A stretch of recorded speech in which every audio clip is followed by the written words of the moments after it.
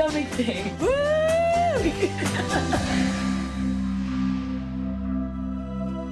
My husband was 35 years old. He wasn't supposed to die. Are you Holly Kennedy? If I am, will you sing at me? Yes. No, I'm not. Oh, I could get reported. By who? The Leprechaun Union? I got a delivery. What is this? Hey, baby. Surprise.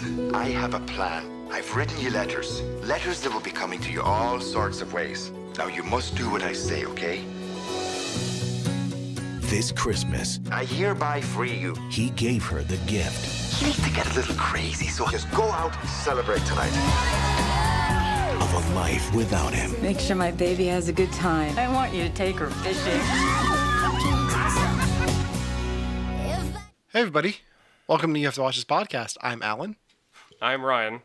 And I'm Devon. and we're gonna give it a few minutes before we get into the bulk of today's discussion. But how you guys doing? There's a big snowstorm on the East Coast this week, so Ryan, did you take out your vehicles?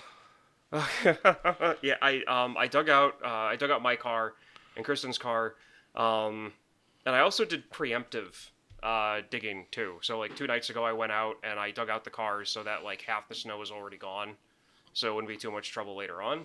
And it worked. My work van is still buried, which I'll have to do tomorrow morning, but that's a different story because I've got to clear off the top because of state law. Yeah. Oh, wow, really? Yeah, semi trucks don't have to worry about it because it's not safe to climb up on top of a trailer and sweep off the ice and snow. But because it's a commercial vehicle technically, even though I don't need a CDL, so I got to clear off the top because if snow falls off onto a car and causes an accident, I'm liable. Yeah. Which it should be that way. So I'm not even going to complain about that. Isn't it that way for like normal cars, not just like commercial vehicles? I don't know because I saw It a should cop be. car today that had a foot of snow on top of it driving around. No. Yeah, I didn't dig out my cars at all until this morning. I only got one done and then I stopped. So I mean, that sounds like my exact same approach to digging out cars when I was dealing with snow was, do I need this car right now? No. All right, it's staying buried for a while. and then you move to California and don't have to worry about it. Then you move to the UK and you're on lockdown, so you're not going anywhere anyway. So Right. Which I mean, we also the last time we got snow was like a light dusting, and it was wonderful. Yeah. So Like for the everybody in holiday. the chat saying hello back. We have 2 Oh, people hey, in guys. there saying hi at the moment. Hey, Thanks for saying everybody. hi. Yeah. Well, let's get into it. So it's a new month. It's Okay. February, the month of Valentine's Day, the month of love. So we're going to kick off this year with Ryan's first pick for the month of February with our romance theme with the film P.S. I Love You. Mm-hmm. Yes. So Ryan, take it away. Sorry. Sorry. I was bringing my notes up. Okay, so P.S. I Love You came out in 2007. It's based off a book of the same name that came out in 2004. The director is Richard. I'm gonna mess this up, and I even looked up the phonetic how to pronounce it. Legrevenson. Sure. Whatever. I'll buy it. So, I mean, that's kind of rude saying whatever. But anyway, before this, in the same year, he directed Freedom Writers, which shares the lead actress in that to this, Hilary Swank. He also did the screenplay for Water for Elephants, if that might answer some themes when you watching the movie. Yep. It stars Gerard Butler, Jeffrey Dean Morgan, Lisa Kudrow? Kudrow, yeah. Kudrow, Kathy Bates, and Hilary Swank. So my experience with this, I didn't see this until I met Kristen, and she showed me this one night because I had shown her like Constantine and Gladiator and a few other movies, and she's like, "Hold up, I need to show you something that's a bit different than all these like teenage boy, early 20 male like movies." So Sure. she sat me down and I watched this, and I had no interest in it. And she told me the premise, and I'm like, "Oh my god, an eye roller!" And I liked it. I mean, it's not, it's in the sea of romantic comedies. It's in a sea of them, and it's just one, it's plucked out, and I like it. And as we go through this, there's other reasons why I picked this movie, which we'll get into, Devon. So Good. Good. So that's my experience. What did you guys think? Have you seen this before? Have you heard of it before? How much did you know prior? Did anybody in your house already have a distaste for it? Leading questions. Got it. Funny you should ask that. I have never seen this film, but my wife had, and she loathes this film to the point where she had to step out today for a bit. And when she came back, I was still watching it, and she stayed on the other side of the house with headphones in because she didn't want anything to do with it. So this is the first time I had seen it, and I have thoughts. I didn't hate it. Okay. I didn't like it. And we can get into why. But yeah, I'm mixed on it at best. Okay. So there's a lot of there's some good things there, but I have a lot of issues with this movie. Devon. All right, so I actually knew absolutely nothing about this movie going into it. In my cynical Devon brain, I was like, oh, one of them's going to be a writer. And I was wrong. None of them was a writer. I actually didn't know, like, the hook of the movie. I mean, spoilers for the first, I guess, 10 minutes. I didn't know the hook of the movie was that Gerard Butler's character dies and is sending posthumous letters to Hilary Swank. I didn't know that at all. So when they did, like, that smash cut of, like, the fight and, like, smash cut to his, like, wake, I was like, what? What am I watching? So, like, believe it or not, I actually had a lot of fun with this movie. Good. And I was on the fence with whether or not I liked the movie until I got to a certain point in the movie towards the end that made me stand up, grab my phone from across the room, and I was about to text you guys, like, screaming, like, GIFs and, like, angry things. And then the movie made up for it. And then I sat down and went, this movie made me have a really strong emotion, a really strong reaction. I probably like this. Because if I wasn't into it, I wouldn't feel the need to text you about it. Yeah, I mean, I knew that. Okay, so for everybody watching, randomly Devon messaged me for my time zone at like 6:16 in the morning, which I was already awake at that point because of the whole car thing with the snow. And I looked at Kristen because this is like one of Kristen's favorite movies. And I said, okay, so either Devon hates this or he really likes it because all he said was, oh boy, Ryan. And you've done that to me maybe once or twice before. And A couple times. Each time I have no idea if you're going to be fire and brimstones or like an angel harp. Like, I just don't know. I think it's going to be more towards Angel Harp today, honestly. Okay, I mean, I'm really curious what Alan finds wrong with the movie because I have things. And I had a conversation tonight that like kind of put things into a little bit more perspective. But like, I'm really curious about like what, I want to hear. Okay.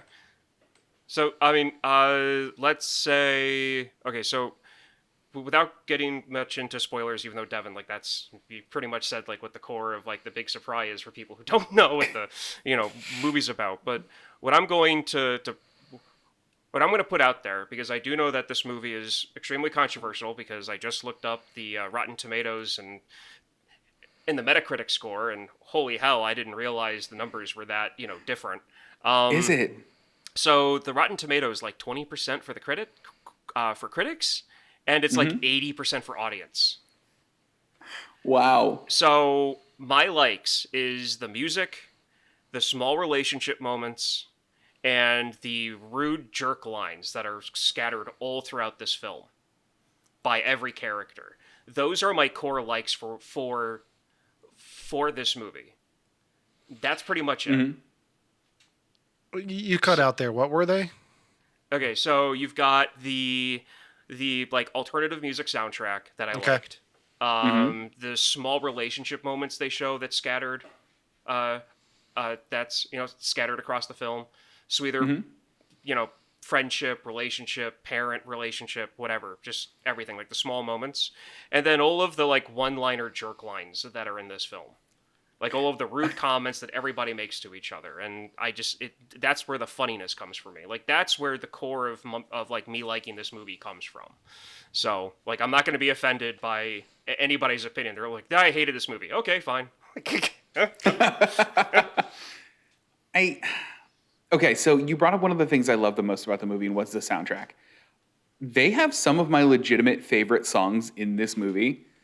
I think especially Fairy Tale of New York, which is the song they played at his wake. I love that song, despite problematic lyrics. I love Callaway Girl, and I love If I Ever Leave This World Alive by Flogging Molly. And just the fact that those songs showed up just tickled me pink. Yeah. So those songs I didn't have a problem with the soundtrack. The score, though, is the most generic early 2000s rom-com score that I've heard. I'm pretty sure it's like the same score from The Holiday. Like, you could switch them out and it's completely the same. I like the rest of the music. I did not like the cover of P.S. I Love You that they finally play at the end of this movie. I mean, from James Blunt. Was that him? He's the one that does the cover. I believe it's him. I believe it's James Blunt that does the cover of P.S. I Love You. Okay, Yeah. if it makes you feel better, I thought they made up this song for this movie. I didn't know it was. I thought it was like a Ghostbusters type like soundtrack song that they made. I didn't know it was like a cover of something. No, it's an oldies song. And I can't remember who it's I'm pulling it up right now. Oh, no. Nally McKay? I've heard that name before. Is it a good song? Like, Alan, you said you had a problem with the cover. Like, was it better than in the movie? Yeah, I mean, it's an older song. It's like an old doo-wop era song. Oh, that's cool. So I've had that version of the song stuck in my head all day because of this movie. But yeah, I wasn't a big fan of the cover. I wanted the actual song. So okay, I had no idea that it was a cover. And when it comes to the I had no idea it was a cover. And when it comes to the normal score of the film, I've seen this movie 3 times in the past 48 and you never hours, noticed, right? And I never noticed the score. Yeah. So, I mean, see, things when a movie lends itself to normal music, like chart music, top 40, rock, whatever, that stands out to me because I would do that.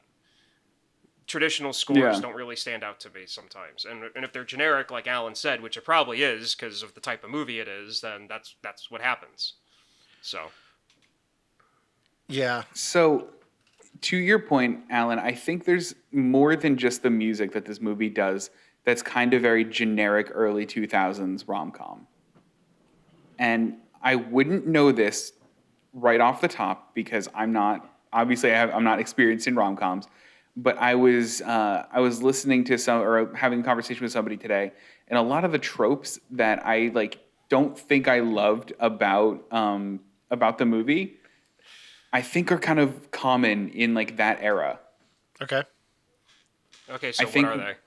So one of the biggest ones, also, is that your cat? Yes, it is. I love that was your cat. I'm going to call that out because cats are worth it.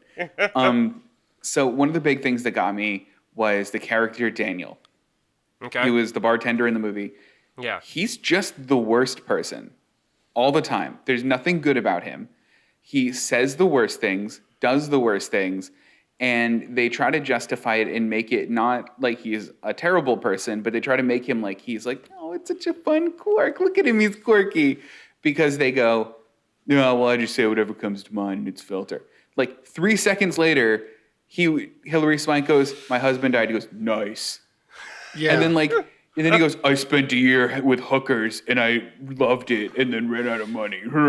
And you're supposed to like him and supposed to feel for him. I'm like, I want nothing good to happen to this man ever. Okay, but so the movie plays him so cute. Okay, It's so because it's Harry Connick Jr. That's what you cast him as. He's either the lovable bartender in a rom-com or Will Smith's buddy in Independence Day who dies right away. Spoilers for Independence Day.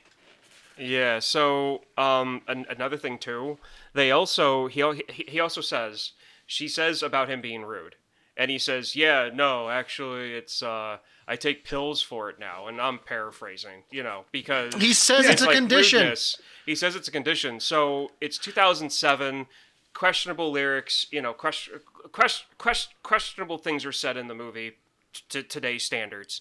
So the way I take that is that he's on doesn't take he says he doesn't take social cues. What do we know of some people that don't take social cues well and may say rude things occasionally? Nowadays, those people are played more straightforward and different instead of just being used as a quirk. I like that argument a lot. I think the one part of it that gets me is like sometimes other people in this movie will say bad and terrible things, and the movie's just like, no. And I'm like, okay, like. Okay, so there's that, and it's also their relationship is with each other. I mean, to be honest, Yeah. I kind of figured that this might come up, to be honest, like this conversation. And like there was a group of people that I hung out with in college. I think we traded it. I think that we traded in insults and name calling more than anything that anybody would consider genuine like friendship. And so, like, that's just how we were. And I've known couples who were that blunt with each other sometimes. So, I mean, it all depends on who you are. It's just, it could have been done in a better way for this movie to come across a little bit warmer instead of what it was. This gets to the core of one of my main issues with this movie. I didn't like any of the characters at all. Really? I did not. So the opening scene is Hilary Swank and her husband fighting, and it's supposed to like give you insight to their relationship and how much they love each other, even though they're fighting and all that. But they're bitching about having too small of an apartment. I'm like, what? No, you're in New York City. That's a giant apartment compared to things I've seen in like apartments I've been in. Like that's not a small apartment for raising a family, sure, but don't be complaining that you have too small of a place. Like, it just felt so petty, and it took me out of their dynamic completely. Like, I liked him more than I liked her, and it never really recovered from there. It didn't do a good job of selling me on them as a couple. Okay. So, one of the things that they do is that they show another apartment. One of the apartments that she's talking about how she goes and shows these apartments and they're so big and these people are starting families and she's still stuck and she sees them still stuck in a rut in this, their first apartment. So it's, AKA small because it's their first one. And that's why they're not having kids yet. And so they show one of the apartments that she's showing to like the clients. And this thing's like overlooking Central Park and bigger than the apartment that I have here. And so I feel like that's where that's coming from. But that conversation was more or less just them blowing off steam about everything that's been going on for like that week, because they eventually talk about it at the end. He apologizes that he probably shouldn't have said what he said to the mom. She apologizes for, blowing up the way that she did. And they calm down and he gets, and his suspenders break and smack himself in the face. Yeah, it didn't do a good job of selling me on them as a couple. Okay. And then The one thing. Okay, go ahead. Go ahead. No, I've talked to you. I think the thing that I liked about the fight, actually, first off, chat just said, but Gerard Butler. I agree. I couldn't help but see, what's his name, Leonidas or Phantom of the Opera during all of this. But anyway, the one thing I did like about the fight was I really liked that it showed that he wasn't this like paragon of a man that like did this like thing after he passed away, that he was like a person with faults and he like tried to make all of that up by the like series of letters. And I think it rounded the character out, because I think that like especially movies will portray people that passed away as these like perfect entities that will do no wrong. Yeah. And like, the mother was against him and, I didn't like him too much, but like, it comes from a place. He seems like a real person, and that seems more like a real swing, I think. It does give it an element of realism, but then you have Lisa Kudrow just like trying to have sex with anything that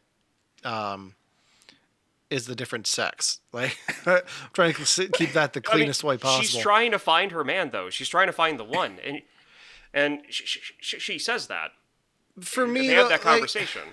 It just seems so off type for her, like this close to Friends. It's like, okay, she's supposed to be raunchy. Let's give her a raunchy role. See, to me, the way that I see her role, especially her one speech that she had when she was talking to John, I think his name was, the guy that did the limo service with with him. He says, Spike. hey, yeah, him. He says, you shouldn't really be talking about men just like they're pieces of meat. And then she goes into her speech. It's like, well, I've been stared at. I've been, touched. It's my turn. Like, Yeah. I've, it's like I've deserved the right to do this. And she's that how tired that of works? Well, I mean, that's what In she 2007, said. maybe. It's 2007. It's True. 2007.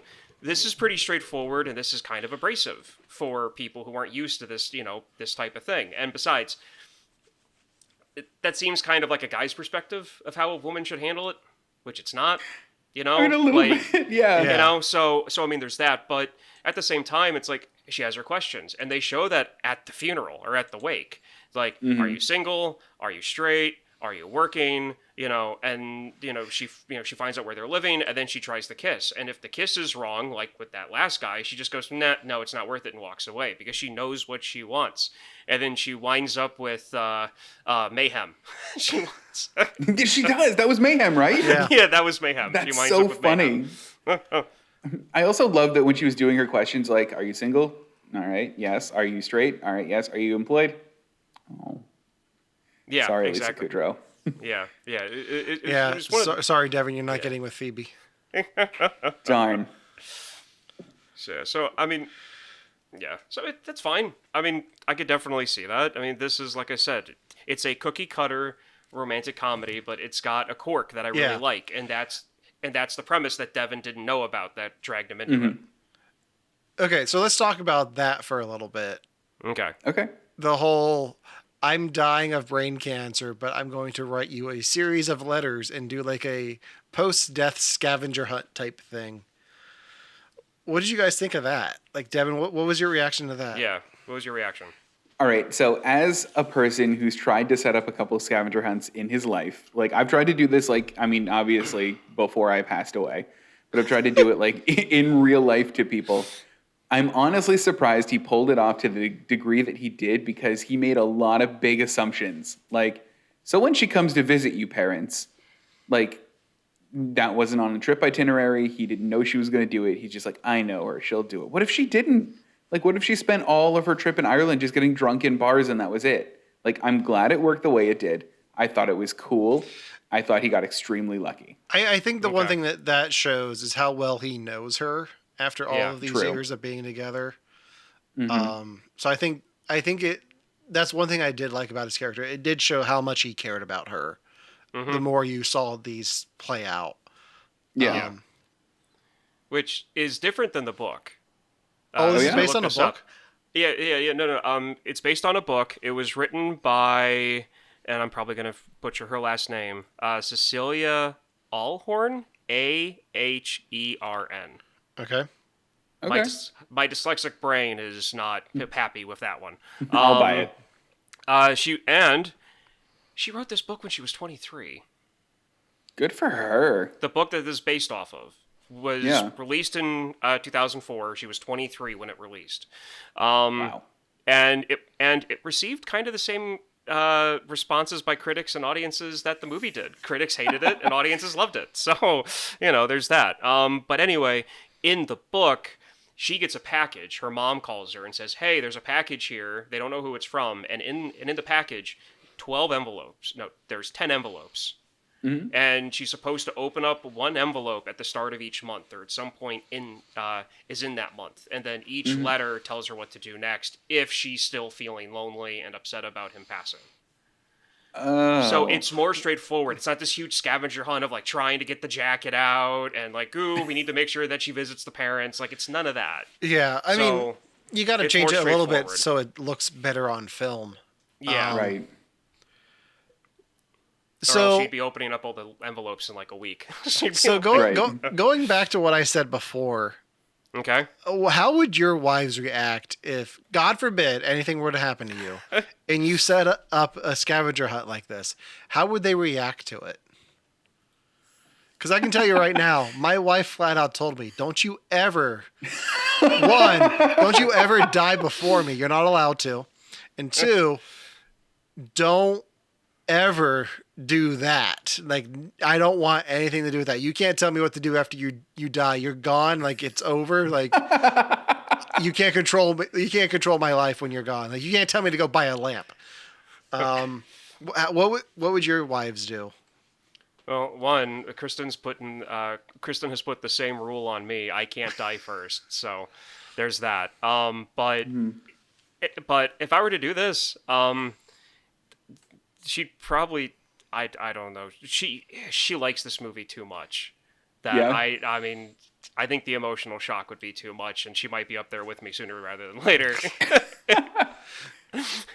So I don't have that rule on me. I don't know how much my wife cares about Death Order. We're gonna have a talk after this. Uh-oh. But I think she'd like it. I don't know. I mean, I think even as me, like if she passed away first and she's like, I left you a scavenger hunt, I think that's the coolest freaking thing in the world. Like I would like it. Okay. I don't think I would look at it as like bossing me around from beyond the grave.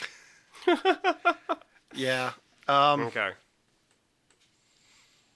So, if you did it though, would you do it in an Irish accent, Ryan? Oh. Okay, so, well, I'm not good with accents. You guys know this. Would you so get no, somebody I to would do an not. Irish accent? No, because I'm not Irish. Okay, so first off, it would be either Polish or German. So it'd have Those to are be your one of that. accents? Those are Aren't they my the same ancestral accents. No, they're not. Stop it. They're not the same. Anyway, the food is. Yeah, it's just butter and onions, right? So, food groups. I mean, I don't know if I would do something like this. I wouldn't even know where to begin. I mean, I've heard stories of like, you know, people living like leaving sticky notes in weird places that like the family finds when they're putting stuff away. Like I've heard of stuff like that actually happening, never something like this. So I might do something like that. Okay. Yeah. I would want to do what is it called? Cameo. And I would want like Stanley from The Office to like be doing all of my notes. Oh Nice. my god.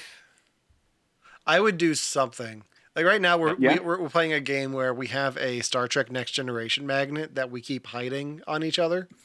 It's Commander Riker in like his I'm Riker pose, and it's a vintage magnet, so we keep hiding it on each other. Like the one day we went out to the grocery store and we're in the car. I'm pulling out of the driveway. I'm like, oh crap, I don't have a mask. Can you check the glove box for me? And she opens the glove box and it's right there. Like it's just Riker as soon as she opens. So I'd probably do something like that. Yeah. Because I'd already be dead. What's she gonna do? Kill me? It's true. Was it? There was oh man, there was a movie that was like I think it was called Sidekicks. It was the kid from Sequest. I don't know. Whatever. I don't remember his name, but anyway, it was Roy Schneider. might be him. I don't know. No, but anyway, that's the sheriff from Jaws who's in Sequest. I'm just messing Whatever. with you. It's okay. Anyway, I don't. The kid in Sequest who's friends with the dolphin.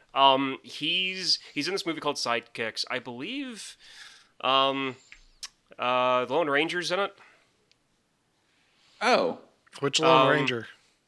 The new one? No, Walker, Texas Ranger. Oh. Chuck Norris?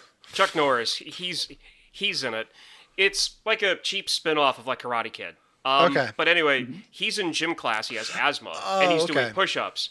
And the gym teacher comes over and goes, "If you die in my class, I'm going to kill myself and come after you. If you die in my class." Like, Yeah.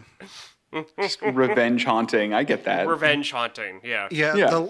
The Lone Ranger and Walker, Texas Ranger are two completely different things. Yeah, I know, but I knew Ranger and whatever. I don't care enough about him to remember that type of stuff. So So this seems like a fun question for chat, though. I Yeah. saw a couple people answering this question already. Chat, would you like your significant other to leave you like a scavenger hunt or like little clues after their death? Or are you like, nope, you're done?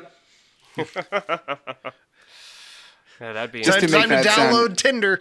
Like, the wake's going on. You're downloading it, and you're seeing You're you have actually Wi-Fi, swiping. so you can do You're the- swiping You're people. you're the one wake. at the wake going around. Are you single? Are you single? Are you single? Speaking of, these are some of my favorite lines from the movie that kind of have to do that have to do with that, and they're from Daniel. So there we go. Oh no. Hey Gary, you lost weight. When she's sitting there at the bar and she has the urn next to her. I thought that was funny. That's right. No, that was funny. And then she asks him to help her get rid of like Jerry's stuff, and he says, "I'd be glad to help you get rid of Jerry." Yeah, that part. No, I was like, oh no, I hate it. Yeah, so I mean, it's stuff like that I really, liked, but still, I mean, Friend of the show, Chad, says if he dies, he's gonna leave a scavenger hunt for Devon. So there you go, Oh, Devon. Chad, I'm so go. touched, and it's gonna go to the worst places. Chad's not allowed to die before any of us. That's true. True. Yeah, Chad. True. That's true. We're putting rules on that one. Yeah. But also, Yes. Chad, if you do, please send me to the worst places. That would be hilarious. So,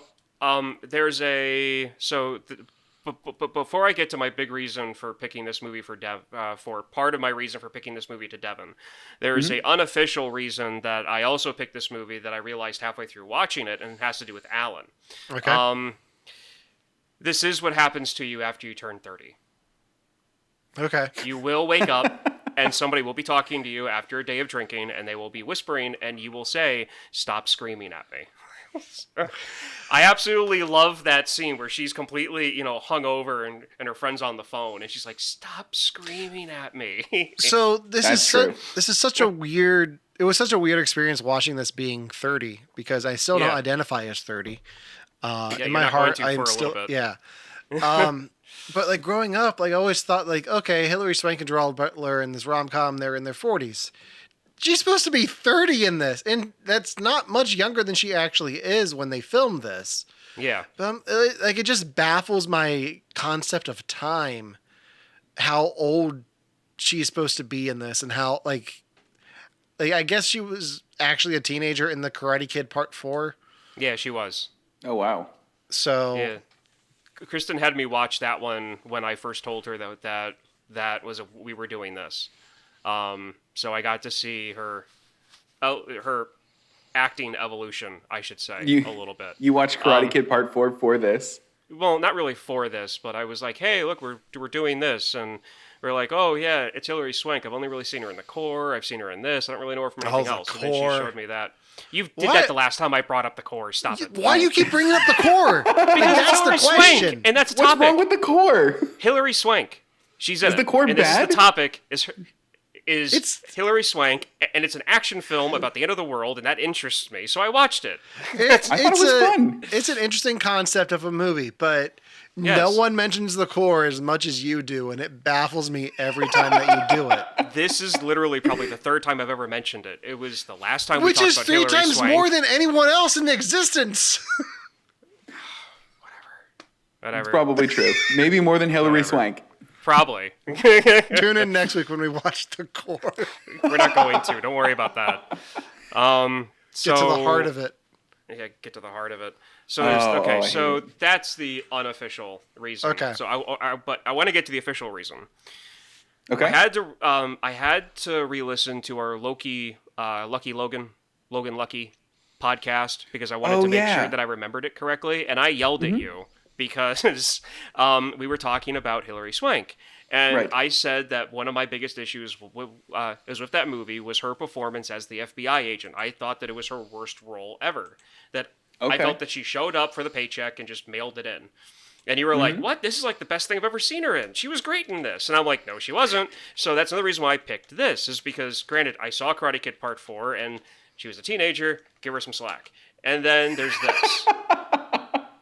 Okay, Okay. I'll give it to you. She is way better in this than she is in Logan Lucky. Like, hands down. I am very wrong about that. Thank you. That's it. That's all I wanted. That's all I wanted. That's all I wanted. But now my prior Hilary Swank experience Yeah. before Logan Lucky was Karate Kid Part 4 and The Okay. Core. So Yeah. you can see where I'm coming from, right? I can understand completely. And the thing is, like, I don't really take her performance in The Core seriously, it's simply because it's The Core.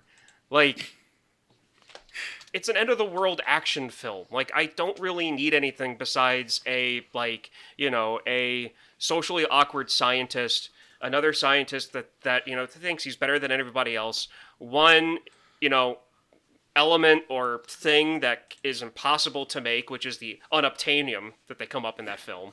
Right. So yeah, her performance in that doesn't mean anything to me. But this, she's good. I mean, I think I think my only critique was that with how strong she was in the movie, I'm disappointed in the scene where she goes to see her mom and she's crying and sobbing about finally opening up about the loss. And she's talking about how she can't breathe. She's not crying.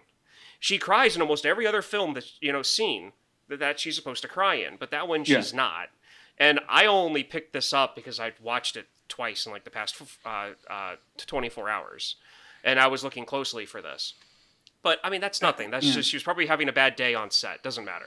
But That's still. interesting though, because honestly, that part of it was my favorite part, where like she finally broke down about losing him. Yeah. And then the mom like had that like whole speech, and like they went for the walk in Central Park. I loved that part. Yeah, no, she was great. I'm just saying that there must have been something off because I mean, like, she could cry on a dime in every other scene except for that one where she was supposed to be like, like snot coming out of the nose, like crying. Yeah. And it wasn't there. And I understand that's very hard. I'm not an actor. I'm not going to critique that. I'm just saying that is like the only point in this movie that she's not at top par for her ability.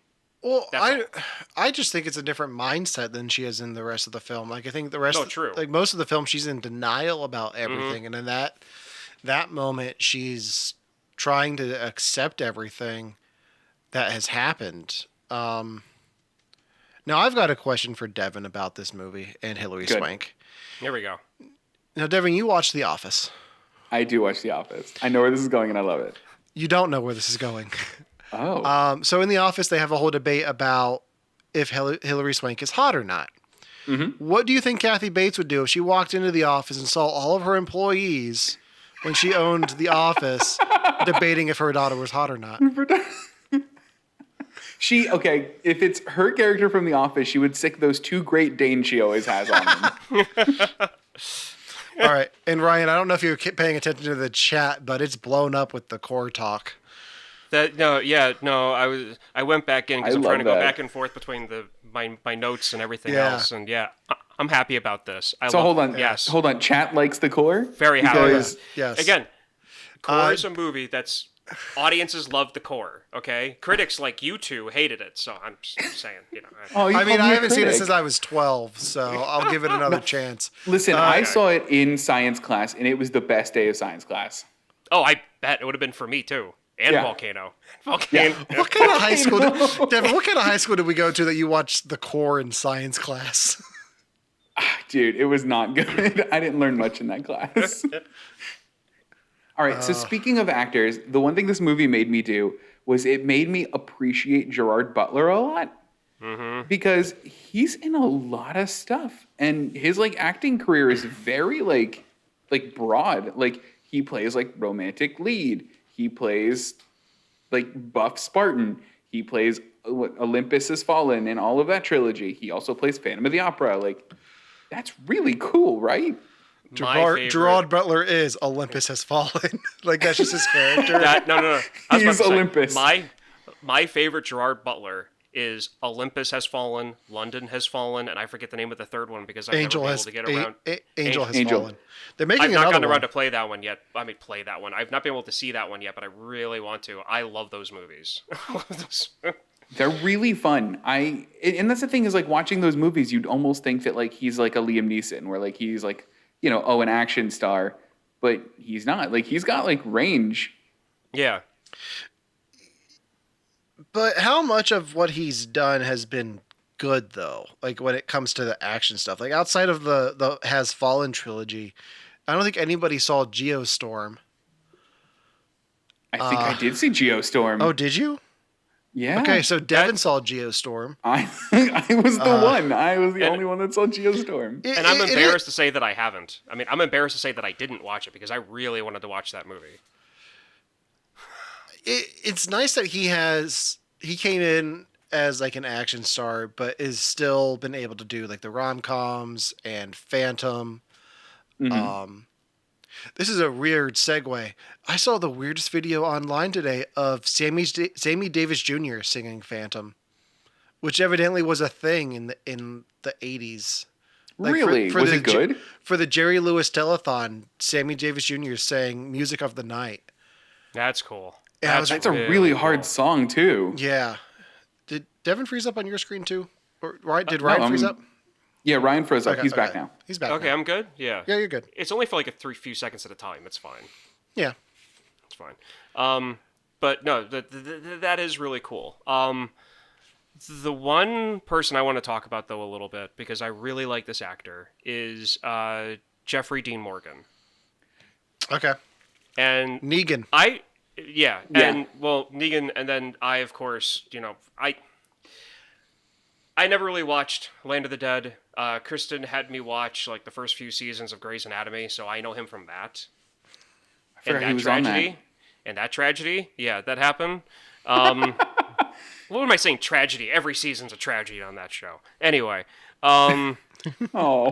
but somebody dies all the time. It's like Game of Thrones in a hospital. Anyway. I mean, that's true though. So I really like this character, and I love the fact, and Kristen spotted this and had to point it out to me, and I really like this. When they're doing the flashbacks, Okay. and Hilary Swank, or Holly, is seeing Jerry for the second time when he's singing in the band, Yeah. Billy, who is Jeffrey Dean Morgan, is playing on stage in that scene. He's wearing a hat and sunglasses, and he's playing the guitar. He has his head down so you can't Yeah. actually see that's it. cool. Yeah, he has his head down. So there's little things like that in this movie. But anyway, I like the fact that like he doesn't force a relationship. He sees what happened. He realizes who she is. He realizes the pain that she's in. And I'm going to assume there was a falling out because I don't really explain it because that's one of the reasons why I did like 2 watches because I wanted to see if they talked about a falling out between Jerry and Billy. So because they kind of allude that there is. What I understood was Jerry moved to the States to be with Holly. That's what it And- seemed like, right? Yeah. And that's the real simple answer, and it's probably the right one. But I just wanted to see if they, had like a sentence somewhere that explained it. Yeah. That's all. Well, Right. in like really didn't. in 2007, you couldn't really hop on Discord and talk to your buddy over in No, you couldn't. in Europe like we can right now. Yeah, exactly. So, I mean, you could. It would just Yeah. be very pixelated and choppy. Right. So- worse than it is here. So I really like this character that he stopped. He said, "Hey, I have a bunch of stories if you want to hear them between us." Yeah. And even And though that was a really cool moment. That was yeah. Exactly. probably the best moment in this movie for me. Was his reaction to her reaction to all of that. Yeah. I really like that. Can we talk about Yankee Stadium a little bit? I want to Yeah. talk about Yankee Stadium. Let's do it. Yes. Let's get into it. I'll know nothing about this. Question. Oh, Ryan just wants to talk about it because it's baseball. Is that why? Well, I mean, there's also that, but I also want to know the questions you have because it might relate to something that I know. I wanted to get Devin's reaction to that scene because so at the end of the movie, she has Harry Connick Jr. read the last letter from Jerry, and then they both stand on the roof of the dugout and kiss. And I almost turned the movie off. Almost did, I right there. figured that was the moment that Yep. you threw your phone across the room. The second they kiss, and Romana will attest to this, I went, "Dang it, movie!" And I stood up and I walked across the room and I got my phone and I sat down. And she had to keep telling me because halfway through the movie, I'm like, "They're setting up this jerk. I think she's gonna end up with him." And Romana goes, "She's not gonna end up with him." And then they kiss on the roof, and I'm like, "Oh, I'm so mad." She's like, "Listen, they're not gonna end up together." I'm like, "They are. I see them doing it." And I'm glad I waited because I like what they did with it. I like that they're friends. I think that that's really great. But oh man, that's what made me realize I was into the movie was I got so mad at that moment. It's such a weird bait and switch. Like they build up this him having feelings this whole time, him confessing his feelings to her, and then her having this realization, going to her mother and all of this, and then getting to that point and they kiss, and then it's like, oh yeah, no, that felt like kissing my sister. Like it's But- such a weird twist. I'm glad they didn't go that route, but it's so weird. I almost wish they did. Does that make sense? It does make sense. I wonder how much of it was like her just trying to force things because it felt like, because afterwards she does explain. She's like, oh, well, I was reading the letter and at the same time you left me this voicemail. So I thought that all the signs were there and that there was this. And it was her learning like, okay, not everything's going to be connected like this. Yeah. Yeah. And I think up until the kiss, she was like, guess it's inevitable. I guess I have to be with this jerk. Yeah. And she learned better. Maybe. Possibly. Ryan, do you have some baseball trivia you want to throw in here? Not since we're- really. Okay. I mean, they were You don't building like the Yankee Yankees? Stadium. No. It's not that I don't like the Yankees. I love baseball. So, I mean, it's one of those things where it's like, oh, cool, Yankee Stadium. We're watching the movie. And then, like, I had to stop and realize, because I forgot the Yankee Stadium was in this. Because I hadn't seen this in about a few years. And then we do this, and I completely forgot the Yankee Stadium was in it. And they go to Yankee Stadium, and I'm just like, is every movie is every movie that is not action or sports related that I like. So every movie that's not action or sci-fi or sports that I like have baseball in them in some fashion or way, because that's what it seems like sometimes. Like there's a little tiny scene of like they're at a baseball stadium or there's a kid playing baseball in the background, and I'm like, no, whatever. So I had to shake that thought out of my head. But I mean, they were building the stadium at the time. If you made Everything- a Venn diagram of movies that you liked that had baseball and movies that you liked that didn't have baseball, I'm sure you'll find more that have baseball in them. I'm No, sure. I guarantee it. I guarantee it. Guaranteed. Plus, thing. baseball is one of those things that just shows up in every movie because it's America's pastime. It is. And I So- don't care what anybody says. It still is. All right. Do we have any in the chat? Let us know what your favorite romantic comedy of all time is, because we're looking for ideas for the show for this month. Yes, so if you've definitely. got some, Yeah. we'd love to hear them. Any final thoughts on P.S. I Love You? I mean, it's. I'm just happy that we had the discussion that it was, because walking into this, I was like, great, Devon's going to be ranting about this the entire time. He's going to have this problem and that problem. Alan, I pretty much nailed what your thing of this movie was going to be. So it's, it is. I'm predictable. It is what it is. I mean, I'm and not predictable. that you're predictable. The movie's predictable. And that's what made me predict your reaction to it, because it's just a cookie cutter rom-com that has a bit of a twist to it. And that's, really it. But, you've got, all of that stuff, and we went over the lines and everything. I don't know, what's one thing you would change? In this movie?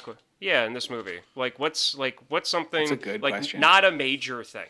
Not a major thing, just maybe something that you would have changed to make it flow a little bit better, but not like a major story break. So one big thing that I would change is she gets a moment with a letter for her friends when they're in Ireland. Mm-hmm. But there's never a moment between her and John, his business partner, played by James Marsters, who was on Buffy.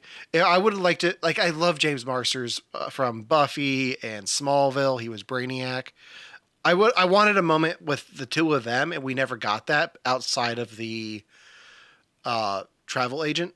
I feel like the moment in the car is where going to the travel agency. Before that, they probably had a scene that they cut. Yeah. Right. But I wanted a moment there, just a moment of something between the two of them. Besides are you behind this with the cake? I was like, that seemed weird, like a weird place to set up and leave their relationship. Yeah, that's a good point. Because she's unemployed for all this time. I'm assuming that he's giving her money because her husband helped find their business. So Yeah. I didn't even think about that. Yeah, it's a good point. So- I think if I were to change anything, I would change the karaoke scene. Okay. I thought it was cute. I thought it was funny that she got up there. I liked that she got into it. I mean, even the slapsticky falling over thing, whatever. I think the part I didn't like was how he how forceful and weird he was about her getting up there. I guess in the early 2000s that's like cute and charming, but like he was really kind of not nice about it. Like he called her out in front of everyone, then he like made it like a monetary bet, and I'm like, I would hate every second if somebody did that to me. And that's why you wouldn't be dating somebody who would do that, because they wouldn't be looking for somebody like you. Among other reasons, that's why I wouldn't date Gerard Butler. You're right. Okay. Ryan, how about you? To be honest, More baseball? No. Honestly, it has to do with Hilary Swank's character, and I feel like there should have been maybe one or two more references to her liking shoes. You know what? Because I mean, the first thing she says is, "I got to put my shoes away, or else I got to put my shoes away, or else they're gonna think I don't love them." And that's my wife's favorite line of this movie. Aww. Is when she says that, and then she looks at shoes again, maybe one other time after that comment, and then it's all of a sudden, oh, she's gonna be a shoe designer. And I feel like there should have been maybe like, a comment of when they get over to Ireland that, she has a whole suitcase just for shoes. Or that when her friend Denise is making the comment about, makeup, about how they only make a certain shade for like 6 months and then they discontinue it, she could have made a comment about, oh yeah, no, and then, made like a comment about some type of brand of shoes that does the same thing. She could have just been watching the viral video Shoes on YouTube, because it was uploaded in May 2006, so it would have been on the internet. She could have seen that. I was out of high school by the time that got uploaded. Remember when that was the funniest video on the internet? I still have not seen that video. So It did not age well. I have not seen that video. I've not seen Two Girls, One Cup, and I'm okay with both. Why would you even put those two in the same category? They were popular around the same time. If you're paying attention to the chat, it makes a little bit more sense. Those are not even compatible with each other. Why would you bring those up? I'm just naming videos from the early 2000s that I haven't seen. No, what you're doing is naming a funny video that a 5-year-old back in 2016 would watch compared to something that was like on Rotten.com. It's bad that you can pull up the website I'm that so was on. glad you did. No, it wasn't on Rotten.com. That was where pictures from crime scenes and suicide showed up in car accidents. I'm shocked that you know that. It's because my friends were into that type of stuff. Okay. They were like, they think it's funny. Yeah. Before Devin tells us about his pick, let's get some ideas from the chat. So where were we? I saw a good one in the chat. I saw a couple of good ones in the chat. So we got there Bridget we go. Jones. These are completely different videos. Yeah, they are. The Ugly Truth with Gerard Butler. I don't know that one. Is it a rom-com? That one is him and Katherine Heigl. Oh, neat. Back when Hollywood still hired her. I mentioned The Bounty Hunter because that's another rom-com that he is in. 51st. Rom-com? I mean, it's him and Jennifer Aniston. If it's not a rom-com, I'm not sure what it is. Good point. 51st Dates with Adam Sandler. This is where it gets weird. Saw 2. Saw 2. The Human Centipede, which is why I brought up Two Girls, One Cup. That makes more sense, but still, Yeah. you don't put those two videos together. And that's pretty much it. I would watch. I'd watch Bridget some Jones. Saw 2. Bridget Jones is on the list for the commenter was it Miss Little Moon, I think is the one who's commenting for Bridget Jones. Believe me, that's on my list for him to watch. Good, I'm excited to watch that one. Movies. So, Devin, given everything that we just talked about and the list that we just read, what do you got us? What do you got for us for next week? This was a really hard one for me, I'm going to be honest, because we're doing our our romance month, and you guys have seen all the romance movies that I've seen. So I found one. Don't worry, I found one. I watched it a couple weeks ago, so it's still pretty fresh. But it's a genre that we don't really touch too much, and I'm really excited to see what you guys think of it. Okay. The movie is called Your Name. Do you guys know that movie? No. Okay. So Your Name, to put it into context, is a 2016 anime movie. It's an anime rom-com. It is the first movie, I believe, to dethrone anything Studio Ghibli's ever done in Japan. It was the highest grossing film of its time and maybe the highest grossing anime of all time right now. I really, really, really liked it when I watched it. It's sitting at like an 8.4 on IMDb, and it's sitting at a really high score on Rotten Tomatoes. I think it's a 98 on Rotten Tomatoes right now. I'm really curious to see what you guys have to say about this movie, because it's not a genre we typically do, but I had a lot of fun watching it. Since it's not a genre we typically do, would you recommend dubbed or subtitled? I ended up watching it subtitled. Okay. I think it's personal preference. I know for a fact that I'm going to go through and watch it dubbed now because I did subtitles before and I just want to get the full experience. I think I'm going to leave it up to personal preference. I'm not one of those that has like a strong opinion either way. Where is it? It's on Netflix for me. Oh, okay. For you. And it's both. Yeah. Okay. I'll find it for you guys if you can find it. I think it's there somewhere. I'm gonna try to get it from the library. But yeah, so next week we'll be watching the anime film Your Name. So make sure to come back here for that. Thank you to everyone in the chat for joining us tonight. Oh yeah, thank you guys. You can join us Definitely. again on Friday, where at least Devon and I are going to try something new. We played with some video games yesterday. We're going to play some video games again on Friday. We're going to have a little Fortnite Friday and play the new Mandalorian LTM that they have going on right now. Ryan, you're welcome to join us if you want. Okay. Baby Yoda will be there. Will it? They put a canteen. Yeah, I've got the black back bling, so I'll bring Baby Yoda. That's so cute. I'll put Baby Yoda on my Terminator skin. It'll be really cool. Ooh. Oh no. Weird. But they put in a new cantina. Oh wow. So yeah, we'll play that. We'll be playing that on Friday. So check back here on Twitch for that. Make sure to follow us on Twitch. You can like us on Facebook. You can follow us on Instagram. I don't know what happened there. And if you don't like looking at us, you can always listen to our podcast on any major podcasting platform. We are You Have to Watch This Podcast. And until next time, I'm Alan. I'm Ryan. And I'm Devin. And we'll see you next time. Bye. See you guys. P.S. We love you.